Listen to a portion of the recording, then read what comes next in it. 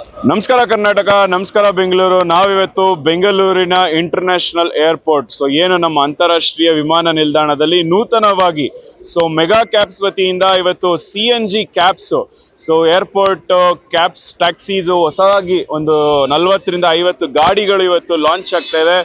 ವಿಶೇಷವಾಗಿ mega cabs ಮುಂಚೂಣಿಯಲ್ಲಿದ್ದು ಸುಮಾರು 10ರಿಂದ 12 ವಸಂತಗಳಿಂದ ತಮ್ಮದೇ ಆದ ಒಂದು ಛಾಪು ಮೂಡಿಸುವ ಮುಖಾಂತರ ಮತ್ತೆ ಎಲ್ಲ ಗ್ರಾಹಕರಿಗೆ ಗುಣಮಟ್ಟದಲ್ಲಿ ಒಂದು ಸರ್ವಿಸ್ ನೀಡುವ ನಿಟ್ಟಿನಲ್ಲಿ ಕೆಲಸಗಳನ್ನ ಮಾಡ್ತಾ ಬರ್ತಾ ಇದೆ ಅಂತಾನೆ ಹೇಳ್ಬೋದು.